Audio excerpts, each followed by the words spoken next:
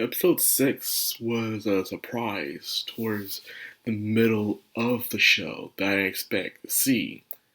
Other stuff I expect to happen, like the reveal between Cooper and his wife Barb, what how Hank will show the experiment to Lucy, um, even Maximus and Thaddeus meeting up with the ghoul. I knew that was eventually going to happen. But to see a super mutant, I did not expect a super mutant, not at all. That was a shock for me. I'm like, wow. Like we all knew who's the super mutant was going to show up this season, but how? And we were shocked. Now we have some questions. I have some questions. After the ghoul screwed up and he's thinking about the past. His conversation with Barb and how they're talking inside the hotel and what Barb's been going through, how she knows what she's doing is terrible, but there's no other choice. She realizes that even if she were to do something, nothing would happen. In fact, she would just be replaced and someone else would just take her place. And she and her husband and child would have been screwed out the entire way of being safe. Yeah, so Coop, I guess, being in his feelings and his emotions, rightfully so, confronting her about it, saying, about were you always a monster or you just now turned one after all this and stuff. And of course not. Who knows? Who can say? But she saw everything that was going to happen and realized there's nothing that they can do about it. The powers that be are already having the wheel that spins. And he asked them who is controlling Voltec, and she doesn't know. And then we see the path that she's seeing all the people giving them offers from the water chip. Yes, the water chips. It turns out they know what percentage each water chip can break, but they allow them to have them anyways, and even install them inside the vaults, knowing which ones will be the ones to break. So when you think about it, this is the reason why Fallout 1 happened in the first place. Vault 13's water chip broke down because they were given one that was ready to break down at any moment on purpose. I'm like, well, dude, I said, it's kind of a surprise, That's, want to know what to say about that. Pretty shocked. But anyways, um, it made you think, for them to do something like this, like why? And as they're offering them all these very interesting ideas, she's like had to take it all in, like, oh my gosh, these people are so messed up. And so then we see the fake house, and he offers to Chip, and he's selling it for them for cold fusion. He wants cold fusion for a project for him to live for a long time in order to protect Vegas and whatever plans he has for the rest of his life. Okay, so she's out there trying to find some way to get out of this. Now she was trying to get out of this by asking her assistant Betty to gather any information she can about cold fusion. Then all of a sudden, as she's on the elevator, guess what we see? We see the dude from season one, the scientist from season one. And when we saw the scientist, me and my sister looked at each other like, really? So it was like everyone just just survived the apocalypse. They're all living over 200 years later in the wasteland. And we're just looking at you like, really? I think that's the only part of this episode we didn't really like, was seeing the scientist guy just there, even though he was just there for a short while. And he was giving her advice, though, saying, tell them we'll drop the bombs ourselves. And this same speech that she gave at the end of season one, with all the other big business people there. And so that's who was the person who's pushing her. But we know this dude isn't a head honcho. He's just another scientist that could be replaced in the world of now, in the world of Fallout. And I guess something happened for him to change his mind, for him to work in the Enclave to also like, hey, I'll help out Moldaver in the future, which they don't explain how is Moldaver a soul was still alive all the way into the future of Fallout. Well, it took them so long to create Cold Fusion again. So when they were having Hank all out cold and Coop opened up the box, they found out it was just a gun, a little syringe gun. He didn't know what it was for, but Barb knew. And with that syringe gun, she injected the cold fusion that was inside of Hank and showed that the cold fusion was inside Hank. So Hank had this thing attached to him. Hank, that was a syringe gun, but the real thing he was hiding was cold fusion, which was inside of his neck. So this explains how Hank didn't have cold fusion on him. And Mr. House wanted to get cold fusion. So that was answered. Okay. But what did they do with it? We'll have to wait and see. Now, after that, the ghoul gets picked up by a super mutant. After struggling, trying to live with that pole, and no one helped him. Now, this is now, if the Kings were still alive, as these people say they were still alive, the Kings would have come and helped out the ghoul, because that's what the Kings do. They're not jerks. But nope, the Kings didn't help him out. But even though we were told that the Kings are still alive, they just aren't being shown the ones that are alive. Whatever. I'm sorry, I don't believe that. I believe that the people just came out and say that just to calm the angry crowd down. I don't believe they wanted to keep the king alive. I don't think so. They're just saying it for the sake of saying that, and without any proof, really, who can say the Kings are alive or not? You didn't show them alive on screen, even though you could have. It would make more sense. But whatever, man. I just roll my eyes when people keep using that excuse saying, well, they say the Kings are still alive. Y'all just believe anything y'all hear. I swear. But anyways, we see it was a super mutant because you see the meat bag, the meat sack there as he's being dragged. And if you play the Fallout games, you know the meat bags, the sacks of meat you can go to and collect very interesting items there, random stuff. So yeah, so he wants the ghoul to join him, saying there's a war coming and they're fighting against the Enclave. Yay, we're fighting against the Enclave again. Are you excited? Yeah, but anyways, he's saying he fights alone. He says, well, then I can have you here, knowing where I am. So he knocks him out again. Okay, what's the point of that? Will we see this character again? And then he wakes up and he sees Thaddeus and Maximus there with the dog. By the way, Dogmeat took his hat, and we all thought Dogmeat abandoned him. But no, Dogmeat found Maximus and Thaddeus.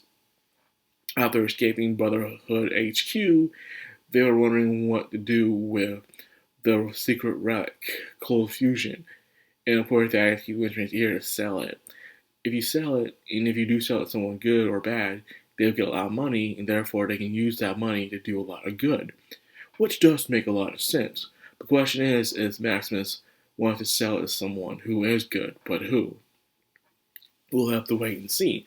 I believe what's going to happen is that now that they met the ghoul said, let's give it to Mr. House. And then they'll give the cold fusion to Mr. House. Mr. House will turn back on, and we'll see what happens from there. We don't know what happened to the platinum chip that he wanted to use, but we'll see down the line, hopefully. But anyways, they were having a talk about how Thaddeus and they couldn't find anyone who's actually a good person in the wasteland. Which, I don't know, man. I roll my eyes every time I hear this, because as a fellow Fallout player, don't you guys find that a little insulting? That there's not one good person that any of these main characters can find out in the wasteland. Like, we play the Fallout games. Even Fallout 1s and 2. And I know that there are tons of good people out there in the wasteland. So I just hate this Hollywood approach of going about it when it comes to saying, oh, there's no good people out in the wasteland. Dude, when you wake up in Good Springs, you have an entire town full of good people.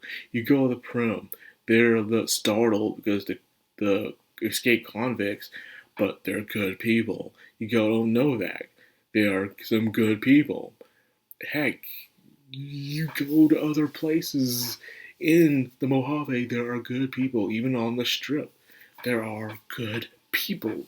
So the fact that they are trying to distinguish there are no good people whatsoever out there in the Mojave, it's just, I don't know, man. It just feels like, really, dude? This is what you're trying to spin, saying that there's no good people out there? Like, that, or they're just all dead because, the studio says, okay, all the good people in the wasteland are now dead. It don't have to be the Mojave. It can be Fallout 3, Fallout 4, you know? You meet the people who are helping out with the Minuteman.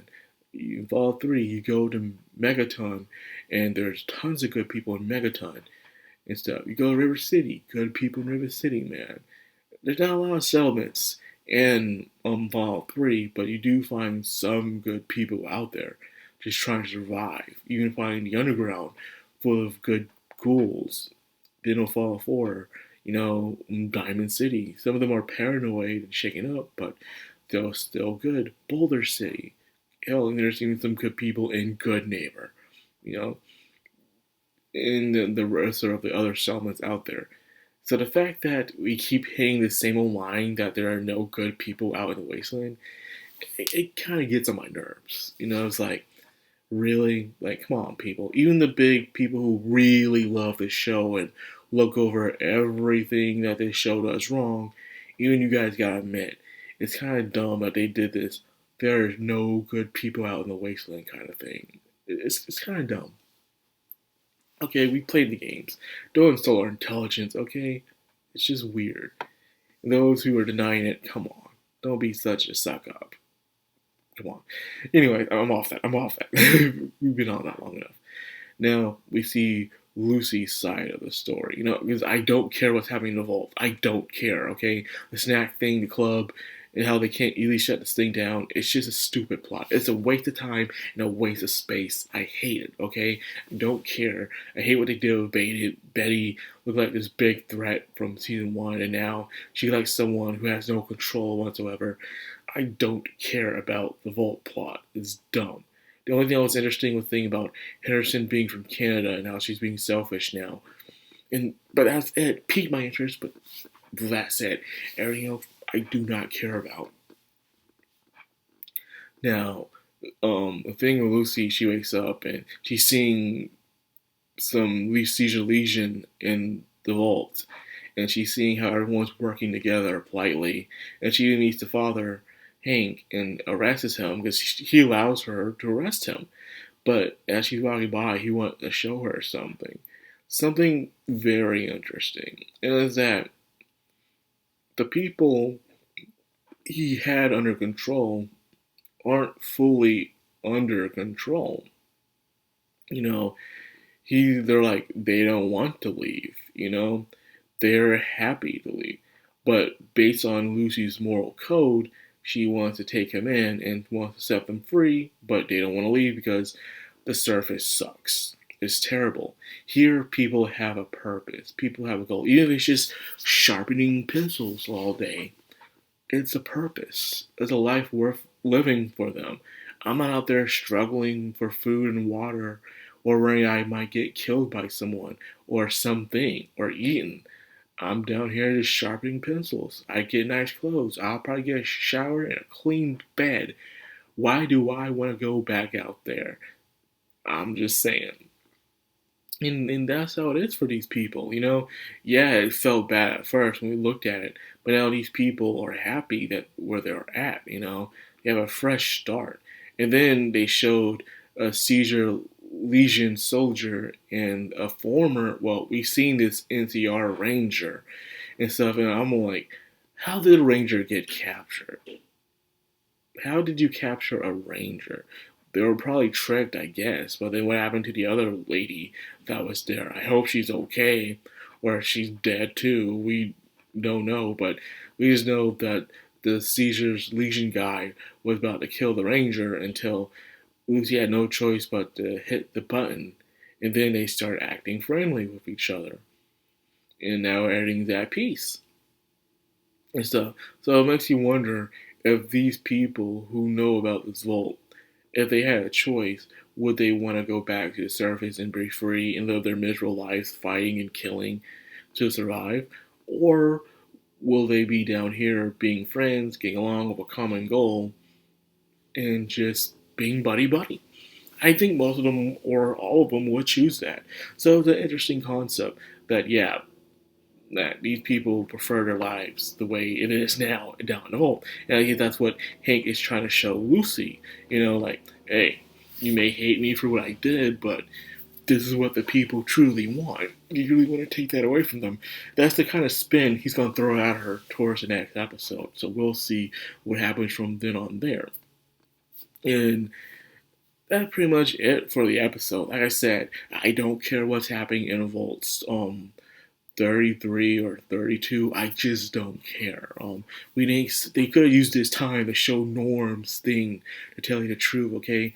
I don't care about some dude who's insecure and he wants to have just some form of power and no one knows how to take it away from him because he's just having snacks and stuff like that, and not really like, hey, your vault is coming to apart. It's a dumb plot, okay? I'm sorry. It's a waste of time. But anyways, I digress. The thing with Maximus, and some people ask, how did Maximus make it all the way to the near the strip, wherever they're at? And of course, who the super mutant was.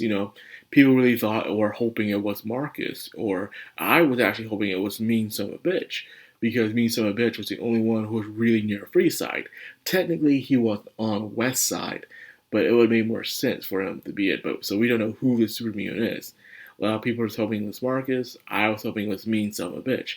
But I digress. We don't know who the mutant is. We just know that he was there, he showed up, and then just disappears with no true purpose, realizing the Enclave is still out there. And last time we checked, the only Enclave who was still out there in the Mojave were a bunch of old people, the Remnants.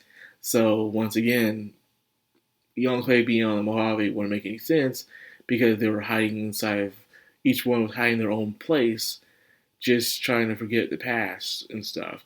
But now apparently there are some Enclave out in the Mojave. I guess they decided to move back since everything fell apart.